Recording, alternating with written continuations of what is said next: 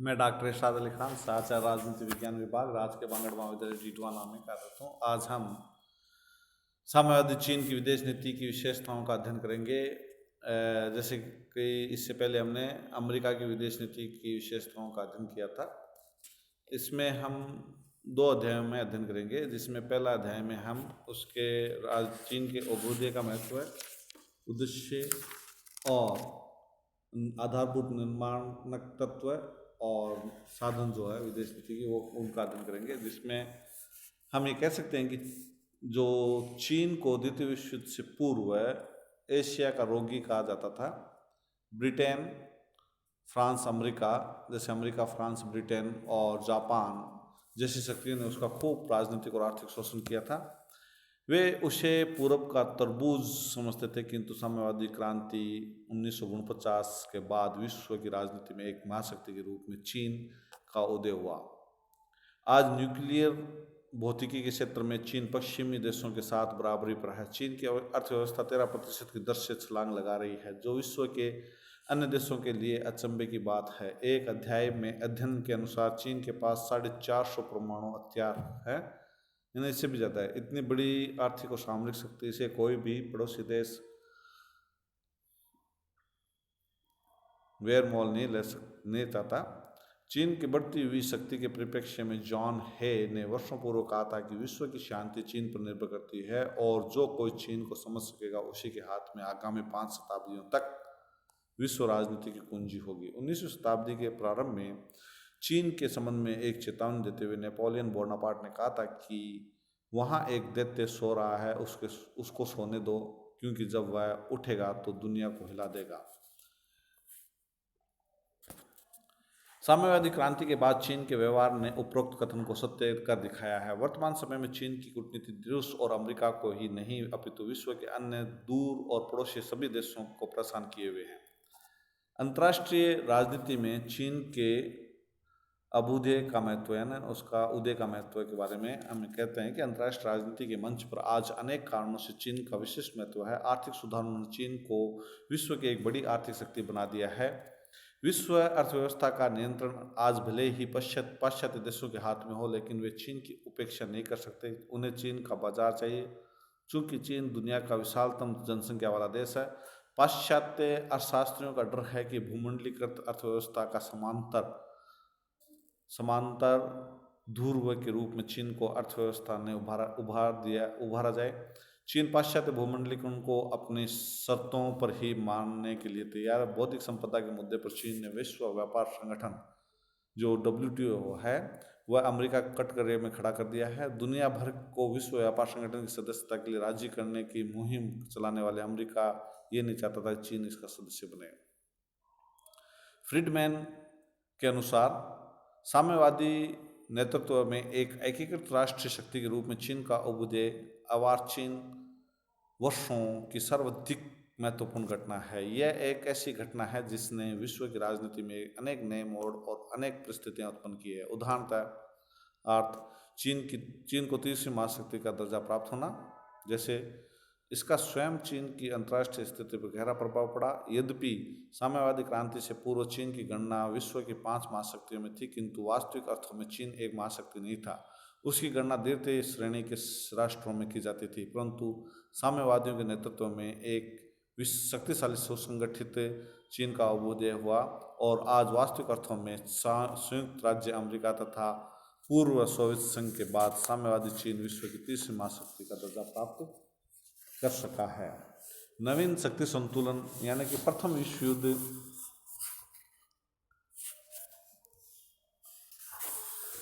युद्ध के बाद संसार का एकमात्र साम्यवाद देश सोवियत संघ था। दूसरे विश्व युद्ध के बाद संसार की सबसे अधिक शक्तिशाली जनसंख्या वाला और रूस के बाद सबसे अधिक क्षेत्रफल रखने वाला चीन के साम्यवादी बन जाने से रूसी गुट की शक्ति में असाधारण वृद्धि हुई। यदि इसमें पूर्वी यूरोप के सोवियत पक्षपाती राज्यों पूर्वी जर्मनी, उत्तरी कोरिया, बाएं मंगोलिया को सम्मिलित किया जाए तो सोवियत गुट के पास 94 करोड़ 49 लाख जनसंख्या 1 करोड़ 35 लाख 19,159 वर्ग मील का क्षेत्रफल हो जाएगा। और जाता था। इससे विश्व का शक्ति संतुलन, जो पहले जनसंख्या क्षेत्रफल की दृष्टि से संयुक्त राज्य अमेरिका गुट के पक्ष में था, वह अब सोवियत गुट के पक्ष में हो गया। अमेरिकी गुट की विफलता यानी सोवियत चीन, साम्यवादी चीन की सफलता सुदूर पूर्व में संयुक्त राज्य अमेरिका की कूटनीति की बहुत बड़ी विफलता है। वाशिंगटन ने चांग कोई शेक को बनाए रखने के लिए पानी की तरह धन बहाया। जापान की विजय के बाद उसने इसे 14 करोड़ 15 लाख डॉलर के जहाज दिए, 70 करोड़ डॉलर उधार पट्टे के अंतर्गत, तथा 1948 के चीन कानून के अनुसार 12.5 करोड़ डॉलर का अनुदान दिया। किंतु इतनी अधिक सहायता के बाद भी वह चांग द्वारा कम्युनिस्टों को नहीं हरा सका, अपितु राष्ट्रवादी चीन के सेनापतियों की अयोग्यता के कारण संघर्ष में बहुत सी सैनिक सामग्री लड़ाई की लूट के रूप में साम्यवादी चीन को प्राप्त हुई। पश्चिमी गुट की नीति में बुनियादी परिवर्तन, यानी कि इससे पश्चिमी गुट की नीति व परिस्थिति में कई महत्वपूर्ण परिवर्तन हुए। जैसे एशिया में कम्युनिज्म के प्रसार को रोकने के लिए अमेरिका ने सैनिक संधियां करने और सिटों बनाने की नीति स्वीकार की। अमेरिका ने फार्मोसा में चांग सरकार की रक्षा को अपना उत्तरदायित्व मान लिया। इसके अभ्युत्थान ने संयुक्त राज्य अमेरिका को भारत तथा जापान के उद्योग धंधों के विकास के लिए तथा पूर्व में इन्हें लोकतंत्र का दुर्ग बनाने के लिए बड़े परिमाण में सहायता देने को बाधित किया है। अमेरिका ने यह भी निश्चय कर लिया था कि आवश्यकता पड़ने पर वह स्वयं अपने सैनिक साधनों से भी प्रत्यक्ष रूप से साम्यवादी प्रसार को विरोध करेगा। इसी निश्चय के फलस्वरूप उसने 1950 में दक्षिण कोरिया की रक्षा के लिए अपनी सेनाएं भेजी। सोवियत संघ के लिए वरदान या अभिशाप जो रहा। सोवियत संघ के लिए चीन में साम्यवादियों की विजय एक वरदान और अभिशाप दोनों ही था। यह एक वरदान थी कि क्योंकि इससे साम्यवादी गुट की जनसंख्या, साधन स्रोत और शक्ति में अत्यधिक वृद्धि हुई, परंतु साथ ही इसमें सोवियत संघ के लिए भावी कठिनाइयों के बीज भी निहित थे। चीन में साम्यवादियों की विजय से यह संभावना बन गई कि चीन साम्यवादी गुट के नेतृत्व के लिए सोवियत संघ का प्रतिद्वंदी सिद्ध हो सकता है, और ऐसा हुआ भी। बाद में सोवियत संघ और साम्यवादी चीन के बीच गंभीर मतभेद उत्पन्न हो गए। संपूर्ण एशिया पर क्रांतिकारी प्रभाव, पामर और पार्किंस के अनुसार चीन में साम्यवादी क्रांति और संपूर्ण एशिया पर क्रांतिकारी प्रभाव पड़ना निश्चित है। चीन की साम्यवादी क्रांति ने एक और एशिया और अफ्रीका में राष्ट्रवादी शक्तियों को प्रोत्साहित किया, तो दूसरी ओर एशिया विकास के मार्ग को अवरुद्ध किया। चीन भारत को अपना मुख्य प्रतिद्वंदी मानकर एशिया और अफ्रीका में भारत विरोधी वातावरण उत्पन्न करने का सतत प्रयत्न करता रहा है। नवीन अंतर्राष्ट्रीय समस्याओं का उत्पन्न होना। साम्यवादी चीन की स्थापना से नई अंतर्राष्ट्रीय समस्या उत्पन्न हुई है। इनमें दो उल्लेखनीय। पहली समस्या साम्यवादी चीन को मान्यता, रिकॉग्निशन तथा उसके प्रतिनिधि को संयुक्त राष्ट्र संघ में बिठाने की थी। इस प्रश्न पर अमेरिका तथा ब्रिटेन में गंभीर मतभेद रहे। अमेरिका के प्रबल विरोध के कारण 1971 तक साम्यवादी चीन को संयुक्त राष्ट्र संघ का सदस्य बनाने के सभी प्रयत्न विफल हो गए। दूसरी समस्या फार्मोसा की है। चीन से भागने के बाद 7 सितंबर 1949 को चांग कोई शेक ने फार्मोसा टापू पर शरण ली और ताइपे नगर को चीनी गणराज्य की राजधानी घोषित किया। 13,857 वर्ग मील का यह टापू चीन के तट से 115 मील ही दूर है। इसके पश्चिम में फार्मोसा, जल डमरू, मध्य में पेस्काडोस के 48 छोटे द्वीप तथा चीन के तट से 12 मील दूर किमोई और मात्सू के टापू हैं। इस समय इस सब पर च्वांग का अधिकार है, किंतु साम्यवादी चीन इन्हें चीन का हिस्सा समझता है और इन सब पर अपना अधिकार करना चाहता है। उसका ये कहना है कि इन पर संयुक्त राज्य अमेरिका की नौसेना की सहायता से च्वांग का शासन उनके लिए बहुत बड़ा खतरा है। इन टापुओं को हस्तगत करने के उसके प्रयत्नों ने पिछले कई वर्षों में महान अंतर्राष्ट्रीय संकट उत्पन्न किए हैं। पूर्वी और दक्षिण पूर्वी एशिया की राजनीति पर प्रभाव, यानी कि पूर्वी और दक्षिण पूर्वी एशिया की राजनीति पर चीनी क्रांति का सबसे अधिक प्रभाव पड़ा है। केएम पन्नीकर के शब्दों में चीन एक महाशक्ति बन गया और इस रूप में मान्यता प्रदान किए जाने पर जोर दे रहा है। इस प्रकार की मान्यता जिन सामंजस्यों की मांग करती है वे सरल नहीं है। और सुदूर पूर्व में जो संघर्ष है वह इसे प्रतिवाद का परिणाम है। वस्तुतः द्वितीय विश्व युद्ध के बाद पूर्वी और दक्षिण पूर्वी एशिया में चीन अमेरिका एक दूसरे के प्रबल प्रतिद्वंदी बन गए, जिससे यह प्रदेश अंतर्राष्ट्रीय राजनीति का संकट क्षेत्र बन गया।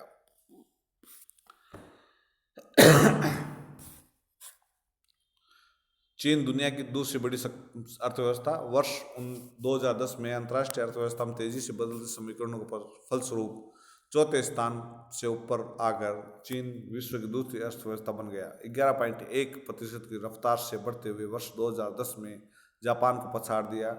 इससे पहले चीन ने जर्मनी को पीछे छोड़कर तीसरे स्थान पर कब्जा किया था। जब अमेरिका समेत सभी अमीर देश मंदी से सिहर रहे थे, तब भी चीन की विकास दर 8% से ऊपर बनी रही। वर्ष 2010 की पहली छमाही में चीन के सफल घरेलू उत्पाद GDP के बढ़ने की रफ्तार 11.1% रही। विश्व बैंक समेत अनेक संस्थाओं का अनुमान है कि चीन की अर्थव्यवस्था अगर उसकी अपनी औसत विकास दर से भी बढ़ती है तो 2025 तक अमेरिका को भी वो पीछे धकेल देगा।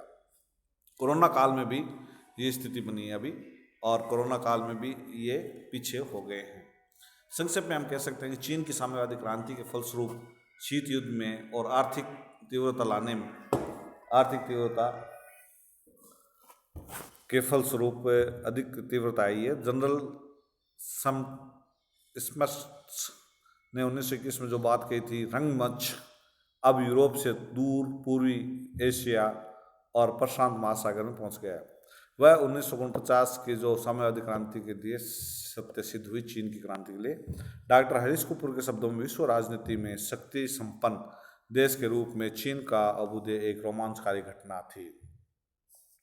साम्यवादी चीन की विदेश नीति के उद्देश्य के बारे में कह सकते हैं। चीन की विदेश नीति के लक्ष्य के 2 वर्गों में बांटा जा सकता है, जिसमें राष्ट्रीय हित या स्वार्थ, दूसरा विश्वव्यापी क्रांति का दूरवर्ती लक्ष्य। पीकिंग का राष्ट्रीय हित अपने देश के सभी पुराने प्रदेशों को साम्यवादी शासन के अंतर्गत लाना दूसरी मौलिक राष्ट्रीय सुरक्षा का है। इस दृष्टि से साम्यवादी चीन एशिया से सभी पश्चिमी शक्तियों को निकालना चाहता है और जापान या भारत जैसे किसी अन्य एशियाई राष्ट्र को सुदृढ़ सैनिक शक्ति नहीं बनने देना चाहता। उत्तरी कोरिया और वियतनाम को अपने देश की रक्षा के लिए बहुत आवश्यक समझता है और यहाँ किसी शक्ति को अड्डा नहीं बनने देना चाहता है। संक्षेप में कह सकते हैं कि चीन की साम्यवादी सरकार ने अपनी विदेश नीति के निम्नलिखित लक्ष्य निर्धारित किए हैं, जैसे चीन की स्वतंत्रता और अखंडता की रक्षा करना, चीन को एक महाशक्ति, तीसरी बड़ी शक्ति के रूप में पुनर्स्थापित करना, एशिया में अपना प्रभुत्व स्थापित करना, एशिया और अफ्रीका में साम्यवादी जगत को नेतृत्व करना, साम्राज्यवादी शक्तियों विशेषकर संयुक्त राज्य अमेरिका के विरुद्ध संघर्ष में साम्यवादी शक्ति देशों का सहयोग करना, प्रवासी चीनियों के हितों, अधिकारों, परिवार और संपत्ति की रक्षा करना, चीनी सीमाओं का विस्तार करना, साम्यवादी संघ, सोवियत संघ और रूस के प्रभाव क्षेत्र को काटना तथा चीनी राष्ट्र की सैनिक शक्ति में वृद्धि करना इत्यादि रहा। यानी कि विश्व में अव्यवस्था फैलाना और नए नए प्रयोगों के माध्यम से बीमारियों को फैलाना विश्व में, और विश्व के सभी देशों की अर्थव्यवस्था को कमजोर करने का प्रयास करना चीन की विदेश नीति का प्रमुख लक्ष्य रहा। चीन की विदेश नीति के आधारभूत निर्माणक तत्वों में हम चीन की विदेश नीति कई तत्वों से प्रभावित है। इनमें से सर्वाधिक महत्वपूर्ण उसकी भौगोलिक स्थिति, ऐतिहासिक परंपराएं, राजनीतिक विचारधारा, आंतरिक राजनीतिक उतार चढ़ाव और अंतर्राष्ट्रीय घटनाओं परिस्थितियों के दबाव। साम्यवादी चीन की विदेश नीति पर माओ की विचारधारा का विशेष प्रभाव रहा है। चीनी विदेश नीति का पहला प्रेरणा स्रोत उसके नेताओं का यह अगाध विश्वास है कि चीन विश्व की महाशक्ति है और उसे महाशक्ति की भूमिका अदा करनी है, playing the role of a big power. Chou En Lai ने यह दावा किया था कि किसी भी महत्वपूर्ण अंतर्राष्ट्रीय समस्या, विशेषतः एशिया से संबंध रखने वाली समस्या का समाधान तब तक संभव नहीं है जब तक चीनी गणराज्य इसमें भाग ना ले। दूसरा प्रेरक तत्व उग्र राष्ट्रवाद का तत्व। चीनी शासक चंगेज खां और कुबाइल खां की विस्तारवादी नीति के पोषक थे। उनका अपनी राष्ट्रीय सीमा का कोई स्पष्ट मानचित्र नहीं। सौराष्ट्र की श्रेष्ठता, परराष्ट्र विरोधी परंपरागत भावना और बृहत चीन साम्राज्य की महत्वाकांक्षा उसे उग्र राष्ट्रवाद बना देती है। तीसरा प्रेरक तत्व राष्ट्रीय हित है, यानी यद्यपि चीन साम्यवाद में विश्वास करता है परंतु उसकी नीति का वास्तविक निर्धारण सैद्धांतिक धारणाओं के आधार पर नहीं वरन राष्ट्रीय हित के आधार पर होता है। अमेरिका में शत्रुता उसकी विदेश नीति की सबसे अधिक स्थायी विशेषता रही है, परंतु इस विरोध का वास्तविक कारण सैद्धांतिक नहीं था वरन दोनों देशों के राष्ट्रीय हित एशिया, खास तौर से दक्षिण पूर्वी एशिया से में अपना अपना नेतृत्व स्थापित करने के लिए टकराते हैं। चौथा प्रेरक तत्व परंपरागत प्रवृत्तियों तथा आधुनिक राष्ट्रवाद का। चीनी सभ्यता और इतिहास कई हजार वर्ष पुराना है। पिछले 2000 वर्षों में चीन ने शक्तिशाली होने का पर सुदूर पूर्व, मध्य एशिया और दक्षिण पूर्वी एशिया में विशाल साम्राज्य स्थापित किए। प्राचीन चीन अपने देश को सभ्यता का केंद्र समझते थे और इसलिए उसे सभ्य जगत का मध्य बिंदु मानते थे। 19वीं शताब्दी में यूरोप की महाशक्तियों ने उसे परास्त किया। उसने उनसे जबरदस्त अनेक अपमानजनक संधियां स्वीकार करा के उनकी भावनाओं को गहरी ठेस पहुंचाई। राष्ट्रीयता के रूप में चीन में अनेक उसकी प्रबल प्रतिक्रिया हुई। साम्यवादी शासन इस राष्ट्रीय अपमान पर का प्रतिशोध लेने के लिए चीन को विश्व की महान शक्ति बनाकर पश्चिमी शक्तियां तथा जापान के प्रभुत्व और वर्चस्व का समून्मूलन करना चाहता है। माओ ने 1949 में कहा था कि हमारा राष्ट्र अब कभी अपमानित राष्ट्र नहीं होगा, हम उठ खड़े हुए हैं। विदेश नीति के पांचवा प्रेरक तत्व है साम्यवादी विचारधारा है।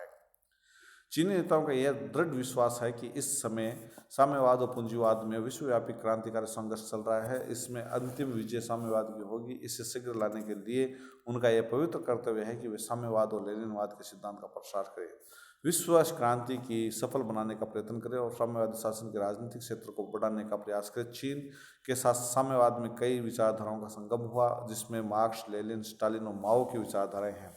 चीनियों का यह दावा है कि माओ ने मार्क्सवाद और लेनिनवाद को अपने नवीन विचारों के योगदान से समर्थित किया है। माओ शक्ति के दर्शन में विश्वास करते थे। वे सैनिक और राजनीतिक शक्ति में घनिष्ठ संबंध मानते थे। उनका कहना था कि राजनीतिक शक्ति बंदूक की नली से उत्पन्न होती है, बंदूक में कोई भी वस्तु उत्पन्न की जा सकती है। वे समूचे विश्व को दो वर्गों में बांटते थे। तटस्थ राष्ट्रों के अस्तित्व को स्वीकार नहीं करते थे। माओ ने विदेश नीति के लचीलेपन का बड़ा बल दिया। माओ के शब्दों में शत्रु आगे बढ़ता है, हम पीछे हटते हैं। शत्रु खाई को होता है, हम उसे परेशान करते हैं। वह थकता है, हम उस पर हमला करते हैं।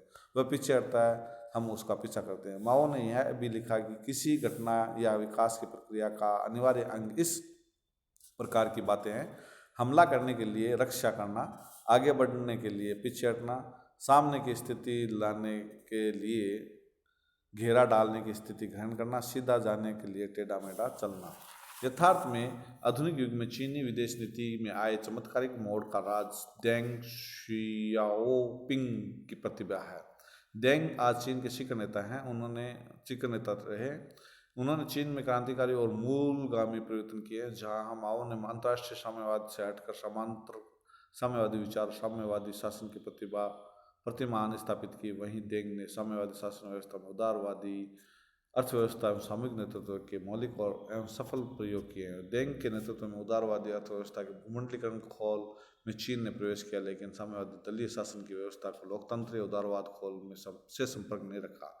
फलतः आज का चीन संयुक्त राज्य अमेरिका, यूरोप, जापान, जर्मनी जैसे देशों के आकर्षण का केंद्र बन गया है।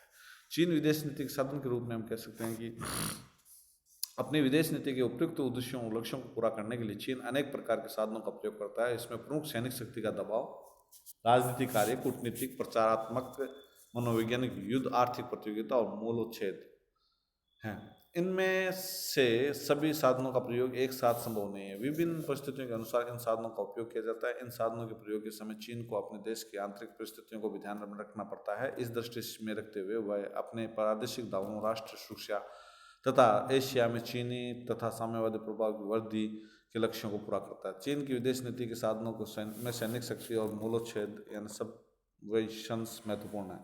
एशिया में चीन का प्रभाव बढ़ाने का एक महत्वपूर्ण प्रबल सैनिक शक्ति है। चीन इस समय अपने 4 मौलिक उद्देश्यों की पूर्ति के लिए अपनी सैनिक शक्ति का विकास बड़ी तीव्र गति से करता है।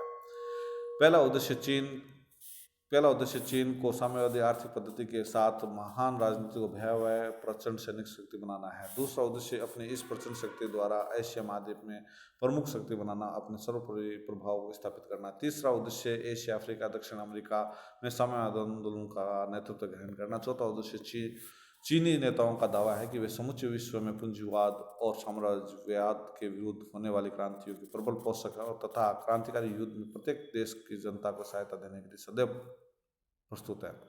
चीनी सैनिक शक्ति का मेरुदंड जन मुक्ति फौज है, जिसकी संख्या 27 लाख है लगभग।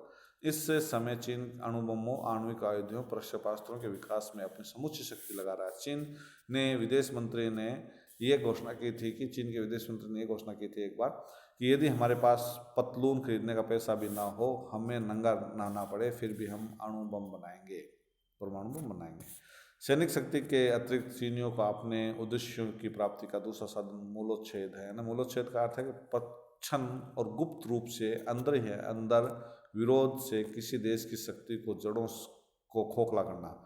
ये सैनिक और राजनयिक दो प्रकार के हो सकते हैं। राजनयिक मूलोच्छेदों में प्रमुख है प्रचारात्मक साधन, सहानुभूति रखने वाले संगठनों का निर्माण, सांस्कृतिक शिष्टमंडल, कम्युनिस्ट पार्टियां, असंतुष्ट नेता और आर्थिक सहायता। इन सब साधनों का प्रयोग ऐसी कुशलता से किया जाता है कि विदेशों में साम्यवाद का विरोध करने वाली सरकारों की जड़ें भीतर ही भीतर खोखली हो जाएं।